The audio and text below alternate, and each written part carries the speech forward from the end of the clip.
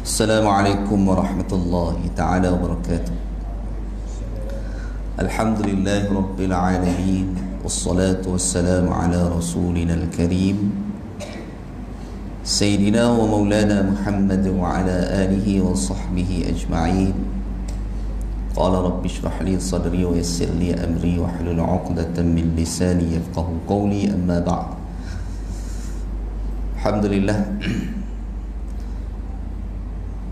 mulia Pak Imam, jawatan kuasa masjid, kawan-kawan masjid, muslimin muslimat, ibu-ibu, ayah-ayah yang dikasihi dan dirahmati oleh Allah Subhanahu wa taala sekalian.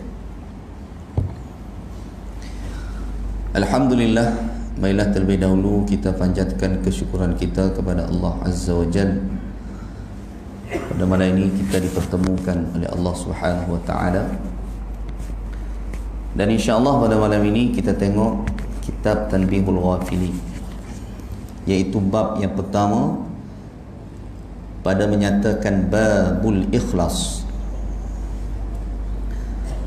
iaitu bersih hati dari segala matlamat selain keredaan Allah Subhanahu wa taala. Kalau kita tengok mana-mana kitab, sama ada kitab hadis yang besar ataupun yang kecil, hadis yang pertama yang akan dimuatkan ialah tidak lain dan tidak bukan iaitu babun niyat. Babun niyat, bab niat. Kenapa? Kerana itu adalah asas dalam agama. Walaupun kita buat amal kebaikan itu banyak sekalipun, kalaulah niat itu tidak ikhlas kerana Allah Subhanahu wa taala, sia-sia amalan tersebut. Lalu diletakkan bab yang pertama, itu asas. Begitu juga dalam kitab Tanbihul Ghafilin ini, bab yang pertama ialah bab al-ikhlas, iaitu bersih hati dari segala matlamat selain keredaan Allah. Ikhlas ini berasal daripada 3 kalimah, iaitu kha, la, sa. Kebanyakan kalimah bahasa Arab ini rata-ratanya berakar daripada 3 huruf asal kalimah Arab. Menulis kataba, membaca qara'a, memasak tabakha, duduk jalasa. Ikhlas khalasa, itu asal kalimah. Apa itu khalasa? Iaitu bersih, suci, murni. Itu masuk khalasa. Bersih, suci, murni, iaitu tidak bercampur dengan apa-apa. Itu khalasa. Lalu Allah Subhanahu wa taala sebut dalam satu ayat di dalam Al-Quran, Allah buat satu perumpamaan supaya manusia ni celak dan memerhati tentang bagaimana Allah buat satu perumpamaan kepada binatang ternakan. Allah sebut dalam Al-Quran tentang ikhlas ini. Bagaimana Allah sebut? Wa inna lakum fil an'ami la'ibrah nusqikum mimma fi butunihi min baini farthin wa damin labanan khalisa sa'igan lisyaribi. Itu ayat. Apa Allah sebut? Allah suruh kita perhati kepada al-an'am. Al-an'am ni binatang ternakan yang berkaki 4. Ayam tak masuk, walaupun kita ternak dia, tapi tak masuk dalam kalangan al-an'am. Al-an'am ni ialah sah kita sembelih binatang tersebut untuk korban, bahimatil an'am. Sebab tu ayam tak boleh nak korban. Tapi sebelah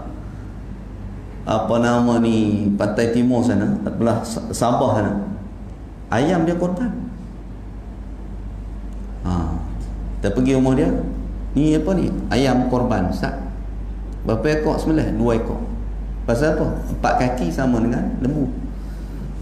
Pangang punya orang. Tu dia sabar ada lagi. Saya duduk sabar 9 tahun, macam-macam.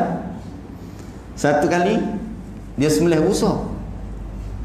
Rusa dia ternak usaha, dia ambil, dia dapat anak dia apa, dia pergi memburu dapat anak, lepas tu dia bela sampai cukup umur dia tu. Siapa tanya, ni daging apa? Usaha tak? Untuk apa? Sembelih korban. Boleh tak usaha sembelih korban? Tak, kita bela daripada kecil lagi, daripada anak merah lagi. Kalau saat ni tak boleh lah kan, anak merah lagi, dia pun bela sampai besar, cukup umur dia pun korban. Tu binatang ternak kaki 4 juga usaha. Boleh tak? Dia panggil rus tu, mari dah usaha, jinak tak jinak. Boleh tak? Sana dia panggil payau lah. Tak boleh. Pasal jenis binatang tu jenis duduk dalam hutan asal. Dia tak panggil al-an'am. Kalau pak dia lembu, mak dia rusa, duduk sekandang lahir anak, panggil anak tu lembrus. Ada kacuk. Lembrus. Lepas tu cukup umur boleh sembelih. Korban. Macam seladang dengan selembu, dengan lembu jadi selembu. Ni lembrus. Boleh tak? Sudah. Ustaz ngajak sudah dengan tanya-tanya. Tak boleh, sebab salah satu induk dia tu adalah daripada jenis yang jenis bukan jenis ternak. Alah ni yang baru ternak. Dulu mana ada orang ternak usaha duduk dalam hutan. Tak boleh. Walaupun anak dia tu nama dia lembrus, tak boleh. Selembu tak boleh.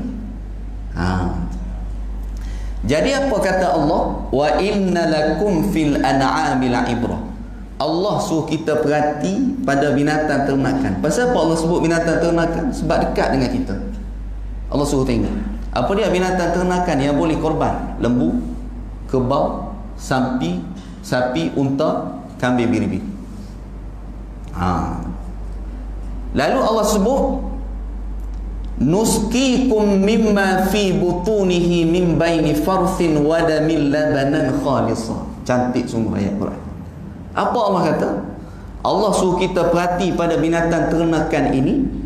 Allah jadikan dalam binatang ternakan ini, dalam perut dia, butunih perut. Apa dia? Allah jadi satu makhluk nama dia labanan. Labanan ni susu. Khalisan, bukan susu saja, lalu Allah sebut khalis. Susu ini yang bersih, yang suci, yang murni, yang tak bercampur dengan apa-apa.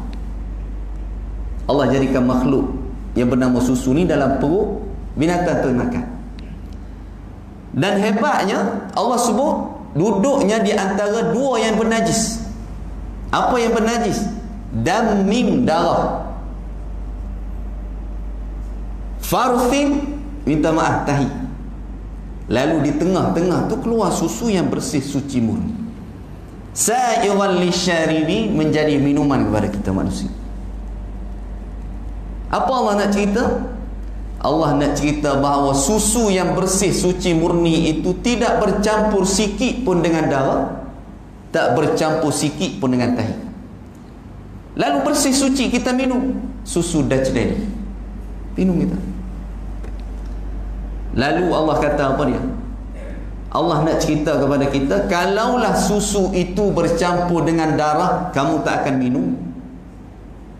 Sudah tentu warnanya merah. Bercampur dengan najis, dengan tahi, susu itu akan berubah jadi warna hitam. Kamu tak akan minum. Kamu tak akan minum susu yang bercampur dengan darah. Kamu tak akan minum susu yang bercampur dengan tahi. Maka aku sama juga dengan kamu. Kalau kamu buat amalan itu, kalau bukan kerana aku semata-mata bercampur dengan benda lain, aku pun tak akan terima amalan itu. Tengok dalam ni Quran. Kamu pun tak akan minum susu tersebut, aku pun tak akan terima amalan yang bercampur bau selain daripada aku. Ini Allah sebut Quran. Itu kalimah khalis, ikhlas.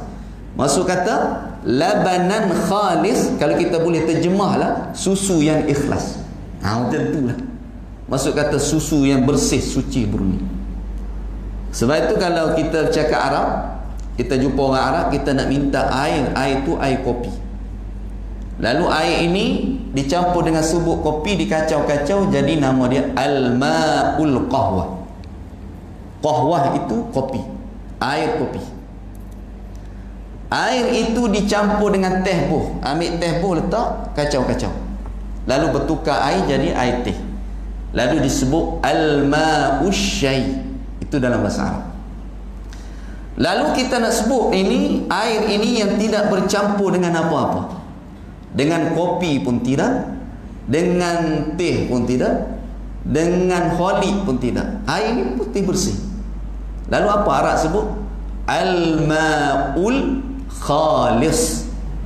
Itu tadi Allah sebut labanan khalis.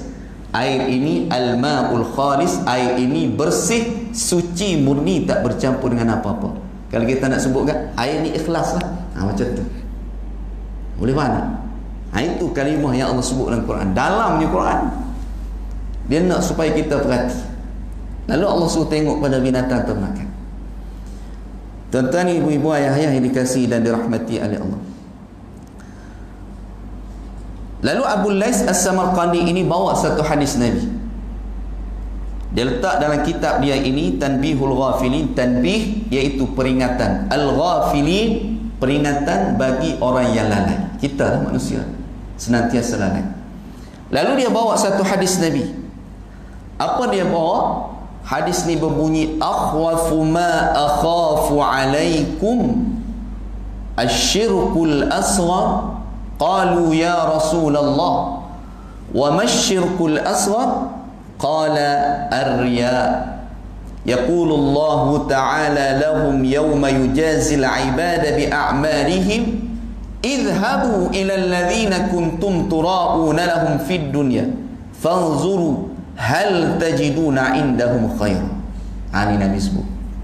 Apa Nabi kata? Akhwafu ma akhafu alaikum, yang tersangat aku bimbang. Kalau kita mengaji kaedah bahasa Arab, akhwaf ini wazan af'al, ismu tafdhil, nak menunjukkan yang terpaling. Ismu tafdhil. Akhwaf, yang terpaling aku takut. Itulah maksud dia macam tu. Ma akhafu alaikum, di kalangan kamu, maksudnya di kalangan umat dia ini, apa dia yang Nabi bimbang? Asyirkul asghar, syirik yang kecil yang melanda umat ni. Syirik besar Nabi tak bimbang. Pasal kita tak sembah pokok, tak sembah apa nama ni sungai, tak sembah patung berhala, itu syirik besar lah. Tapi yang Nabi bimbang umat dia ini iaitu syirik, nama dia asyirkul asghar, syirik kecil, ataupun disebut sebagai asyirkul khafi, iaitu syirik yang tersembunyi. Lalu sahabat tanya, qalu ya Rasulullah, wahai Rasulullah, wa ma syirkul asghar, apa yang dikatakan syirik kecil itu yang kamu sebut ni? Lalu kata Nabi, qala ar-riya, riya itu syirik kecil. Rupanya riya ni syirik. Pasal apa syirik? Sebab riak-riak ni kita menyengutukan Allah. Itu maksud syirik. Menduakan Allah dalam ibadah. Apa dia menduakan Allah? Kita sembahyang kerana Allah pun kerana Allah, kerana pak mertua pun pak mertua. Contohlah. Kan, pak mertua mari rumah dia, lepas tu mari ikut mari masjid. Dia pun mari masjid. Belum ni Allah Akbar, payah nak mari masjid. Hari ni mari masjid, sembahyang sunat pula tu. Pak mertua dia balik, entah muka pun tak nampak. Jadi dia buat tadi kerana apa? Bukan kerana Allah Subhanahu Wa Taala. Allah ada juga, tapi dalam masa yang sama ada makhluk di situ, iaitu pak mertua dia. Itu nama syirik, menduakan Allah. Sebab itu syirik ini berasal daripada kalimah syarik. Syarik, bersekutu. Contoh bersekutu ni, seorang yang ada modal, seorang lagi tak ada modal tapi dia mahir dalam perniagaan. Lalu yang ada modal ni dia kata kepada yang mahir dalam perniagaan, aku laburkan, bagi ke hang modal ni, hang buatlah macam mana. Aku bagi modal, hang urus. Kita berkongsi sama. Itu dia panggil syarik. Bersekutu, menyengutukan dalam erti kata perniagaan. Itu tak apa, dalam perniagaan tak ada masalah. Dalam dunia ni bersekutu dalam tu tak apa. Dalam ibadah menyengutukan tidak boleh. Bersekutu dalam ibadah tak boleh. Lalu disebut syarikat. Syarikat tu maksudnya bersekutulah dalam sama lain. Syarikat apa dia? Syarikat payung sendirian berhak. Contohlah. Kan? Jadi syarikat banyaklah ahli dalam tu. Yang labur modal macam ni, itu syarikat. Jadi dalam menyengutukan, dalam beribadah kepada Allah tak boleh bersekutu. Sebab itu riak-riak ini bersekutu, menyengutukan Allah. Allah pun Allah, makhluk pun makhluk. Lalu kata Nabi dalam hadis ini, idhabu, pergilah kamu saat kita bertemu dengan Allah pada hari kiamat nanti. Maka Nabi sebut, Allah akan sebut apa kepada orang yang melakukan amalan dia riak ini.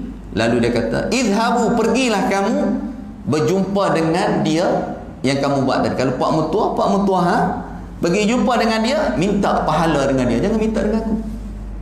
Pasal kamu buat itu bukan kerana aku semata-mata, tetapi kamu buat itu kerana dia sebenarnya. Lalu pergi minta dengan dia. Tu bimbang tu. Benda ni syirik tersembunyi. Siapa pun tak tahu, kita je tahu. Tu yang duk sembang, duk cerita tentang ni pun belum tentu lagi. Tu sama-sama kita ni.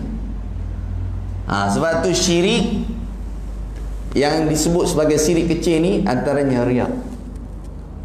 Adik-beradik riak, sum'ah. Adik-beradik sum'ah lagi, apa dia? Ujub. Lepas tu akan lahir satu sifat al-kibr, ego, sombong. Riak memang awal-awal lagi buat itu bukan kerana Allah semata-mata. Dia biasa nak jadi riak ni dalam amalan sunat lah. Sebab amalan wajib ni kita buat semua. Puasa Ramadan semua puasa. Sembahyang 5 waktu semua sembahyang. Yang nak jadi ni amalan sunat. Biasanya macam tu. Ada orang kata pula, ustaz saya ni, kita jumpa dia pun segan sembang tentang program masjid apa ni. Dia pun, ustaz saya ni bukanlah tak mau pergi masjid. Dia habaq awal. Dia kata saya tak boleh kalau saya pergi masjid ni, dia jadi macam tak boleh kalau orang tengok ni jadi riak. Itu bangang namanya. Padahal dia tu buat alasan tak mau pergi masjid. Riak ini dia akan hilang dengan sendiri kalau kita mulazamah, selalu biasakan dengan amalan tersebut. Dia akan hilang dengan sendiri, akan lahirlah ikhlas. Sebab ikhlas ni kita kena latih. Kena latih, insya-Allah dia akan baik. Kalau jarang-jarang, itu yang ikhlas tu payah nak. Itu nama dia riak. Memang awal-awal lagi kita buat itu bukan kerana Allah. Yang kedua, sum'ah. Sum'ah ni adik-beradik riak. Macam mana? Asalnya orang tak tahu amalan yang dia buat. Jadi orang tu tahu disebabkan dia yang bagi tahu. Contoh, dia mengantuk kan, mengantuk lah. Awak nampak tak larat ni, mengantuk ni, tidur tak cukup, mana tadi tahajud sikit. Tahajud sikit, nak abad tak mau abad, padahal nak abad. Tahajud lah sikit mana tadi. Jadi dia seronok orang sebut, cerita kepada orang lain pun nak cerita pada orang lain. Itu nama dia sum'ah. Dia seronok orang sebut amalan yang dia buat. Adik-beradik riak. Yang ketiga, ujub. Ni ujub pun bahaya. Ujub ni iaitu rasa kagum pada diri sendiri, rasa ajaib. Contoh, barisan rumah dia di taman tu, dia pun mari masjid start motor. Ya Allah, orang lain ni teruk. Tak kenal masjid dia kata. Aku je hak kenal masjid Farisan ni. Jahannam pahala. Walaupun pakai lebay, pakai serban, jahannam. Tu rasa kagum. Aku je boleh mari, orang lain tak boleh mari. Itu dia panggil ujub. Rasa kagum dengan diri sendiri. Ini tak boleh tak? Ni sebab tu kita ni kena latih lah pelan-pelan. Biasa kadang-kadang lintasan tu bina biasa aja. Tapi apabila kita sedar, ini mainan syaitan. Kan? Lalu sifat yang keempat akan lahir pada diri manusia ni, al-kibr, iaitu ego sombong. Ego ni pun perangai yang tak elok, yang menyebabkan makhluk yang bernama syaitan itu dilempar daripada syurga asal dia masuk ke dalam neraka, sebabkan ada sifat ego. Allah sebut dalam Quran, wa idh qulna lil malaikati isjudu li Adam. Apabila diperintahkan kepada para malaikat sujud kepada Adam. Sujud ini dengan dua makna. Sujud macam kita sujud dalam sembahyang. Sujud satu lagi tanda hormat. Itu nama sujud. Lalu di sini sujud tanda hormat. Lalu Allah perintahkan kepada para malaikat sujud kepada Adam. Lalu semua para malaikat sujud kepada Adam, illa iblis, malaikat iblis saja yang tak sujud kepada Adam. Pasal apa? Ada sifat pada diri dia, aba, enggan, wastakbar, sifat ego, sombong. Wa kana minal kafirin. Lalu Allah kata syaitan ni duduk dalam puak-puak kafir, kufur kepada Allah.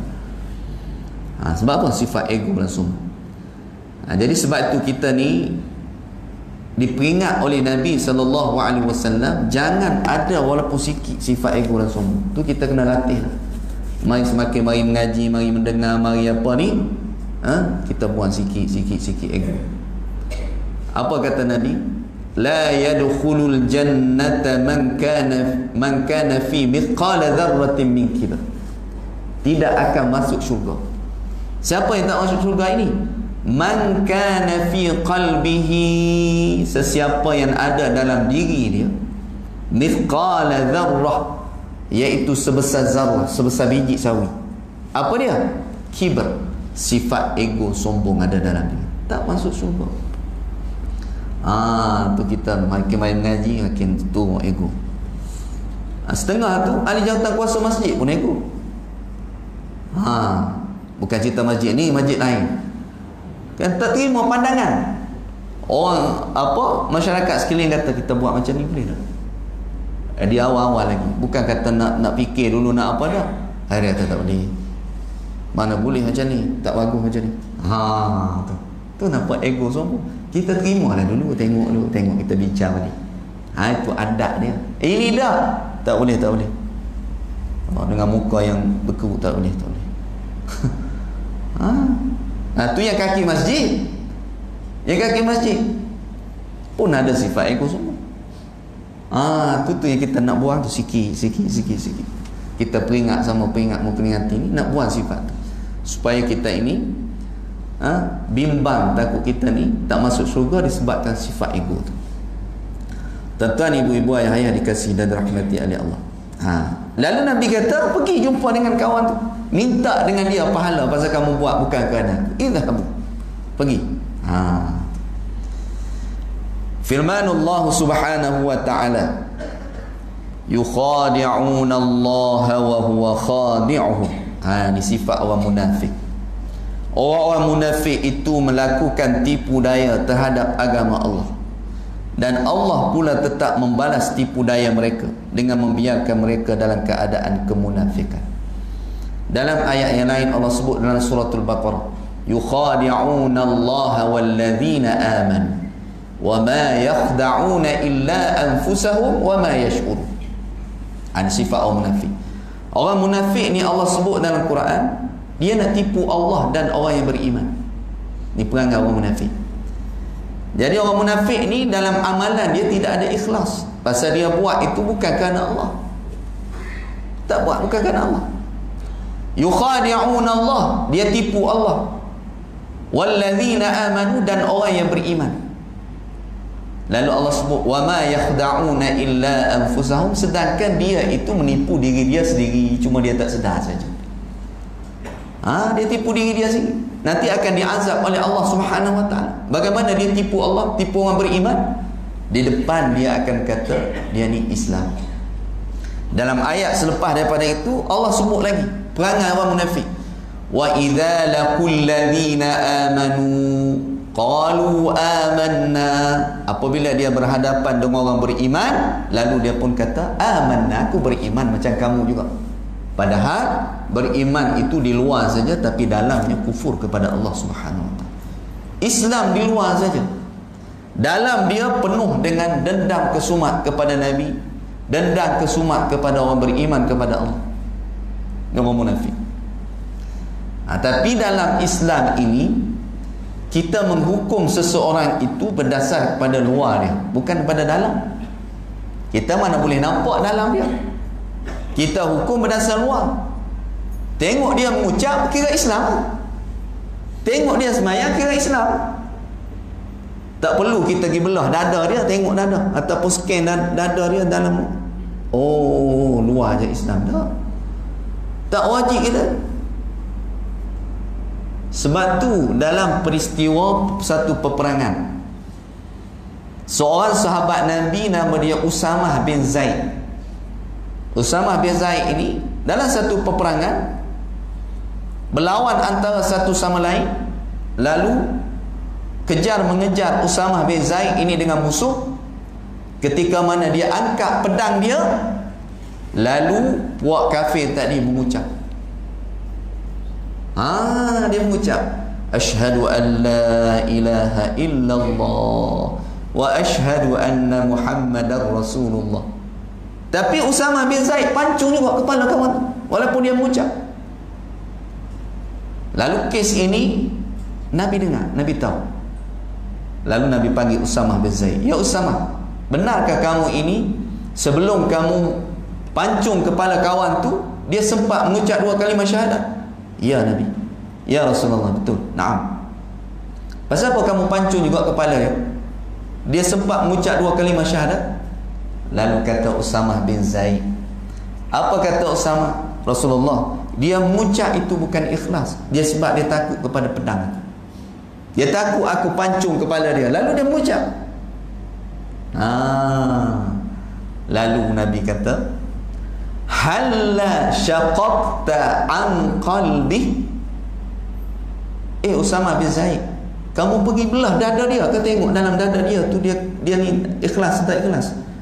Dia mengucap itu. Kamu tengok lah, belah dada dia, kau tengok syaqaqta an qalbi. Apa nak ceritanya sini? Nak ceritanya di sini, kita tidak perlu tengok dalam dia. Islam ini hukum tengok zahir dia. Mengucap ke Islam? Kalau dia mengucap mati, kira tanam di tanah perkuburan Islam, pasal dia Islam. Zahir dia. Dalam kita tak perlu tengok. Sebab itu kaedah Islam sebut apa dia? Nahnu nahkumu biz-zawahir wallahu yatawalla bis-sarair. Kamu nak menghukum secara zahir, wallahu yatawalla bis-sarair. Dalam itu serah pada Allah. Allah lah yang mengetahui dalam dia itu. Dari sudut zahir dia sudah Islam. Sebab itu Nabi tak bunuh orang munafik. Dalam sejarah Nabi tak pernah bunuh orang munafik. Pasal apa? Pasal apa Nabi tak bunuh orang munafik? Orang kafir Nabi bunuh, tapi orang munafik Nabi tak bunuh.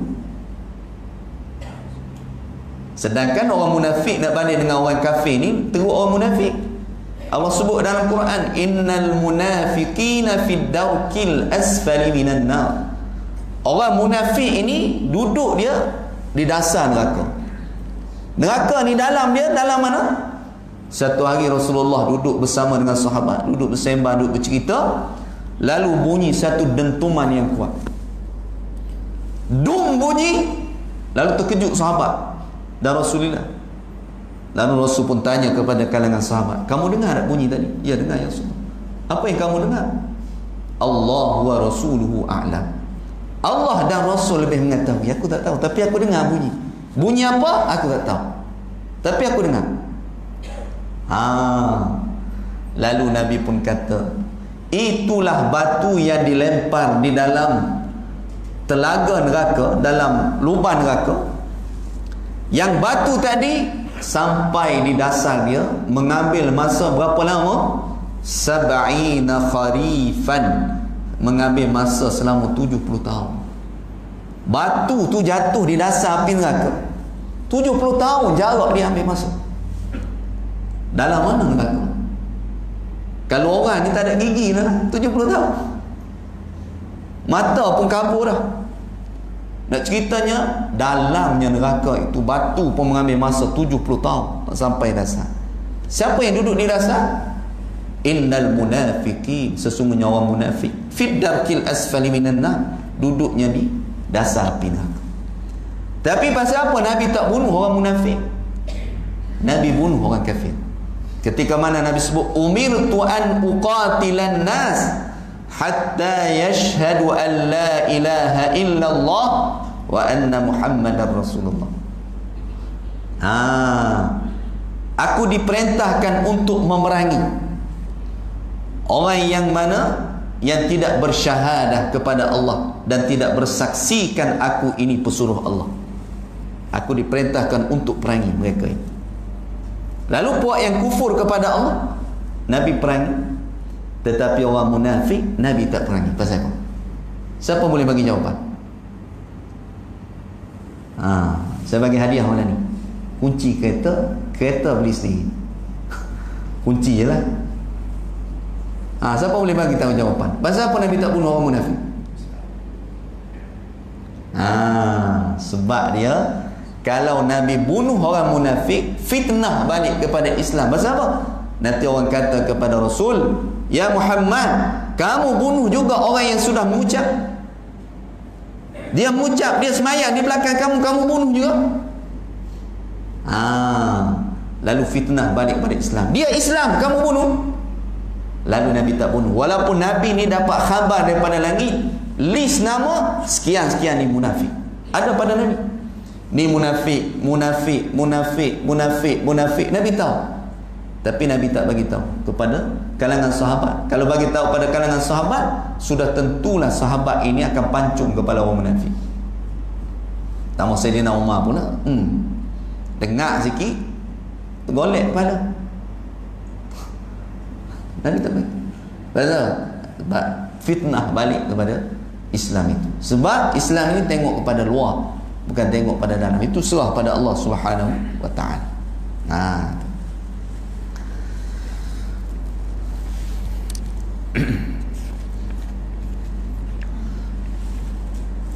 Masuk insya-Allah. Sikit lagi noh. Dalam hadis kursi, hadis kursi ni, maksud hadis kursi ni, apabila sebut hadis kursi, kita akan jumpa firman Allah, sama dengan Quran, datang daripada Allah. Apa beza hadis kursi? Apa beza Quran? Apa beza hadis Nabi? Hadis kursi, apa nama? Makna daripada Allah, lafaz daripada Nabi sallallahu alaihi wasallam. Quran, lafaz daripada Allah, makna pun daripada Allah. Hadis Nabawi, lafaz daripada Nabi, makna daripada Nabi. Boleh faham tak? Sebab tu kita baca hadis kursi, kita akan sebut firman Allah, sebab itu daripada Allah. Cuma lafaz itu daripada Nabi, makna daripada Allah. Apa beza hadis kursi dengan Quran? Tadilah Quran, lafaz daripada Allah, makna daripada Allah. Hadis kursi, makna daripada Allah, lafaz daripada Nabi. Lalu hadis kursi ni tak boleh kita baca dalam sembahyang, walaupun firman Allah datang daripada Allah. Tak boleh kita baca Allahu Akbar, siapa walad dhalim, ana aghna syuraka'i 'ani syirki ana ghani wa 'anil 'amal. Tadi kursi tak boleh baca, sebab dia tidak Quran, walaupun datang daripada Allah Subhanahu wa taala. Dan baca dia taklah dapat pahala sebagaimana pahala baca Quran. Dapat pahala, tapi pahala Quran itu ada pahala khusus istimewa. Pahala hadis kursi ni ada pahala, tapi dia rendah sikit daripada Quran. Pahala baca Quran iaitu satu huruf kita baca bersamaan dengan 10 pahala yang Allah bagi. Kita baca alif lam mim, alif 10, lam 10, mim 10. Kita baca Quran. Baca hadis, ana awna syuraka'i 'anis syirki, tak dapat sebagaimana ganjaran yang diberikan khusus kepada kita baca Quran. Pahala baca Quran ni istimewa. Hari biasa satu huruf 10. Bulan Ramadan satu hari kita baca di bulan Ramadan, maksudnya pada bulan Ramadan kita baca satu huruf bersamaan dengan 100 pahala. Alif lam mim 100, 200, 300. Masuk saja satu Syawal, alif lam mim jadi 30 dah. 10. Itu istimewanya bulan Ramadan baca Quran. Jadi nak ceritanya beza. Walaupun daripada Allah, Quran daripada Allah, hadis kursi pun daripada Allah, tapi dia tidak, pahala itu tidak menyamai Al-Quran. Ini hadis kursi. Apa ni hadis kursi? Firmanullah, ana aghna syuraka'i 'anis syirki ana ghaniyyu 'anil 'amali alladhi fihi syirkatun li ghairi faman 'amila 'amalan asyraka fihi ghairi fa ana minhu bari. Itu maksudnya, akulah yang terkaya dari semua sekutu, kata Allah. Aku tidak berhajat kepada amal yang dipersekutukan yang lain-lain.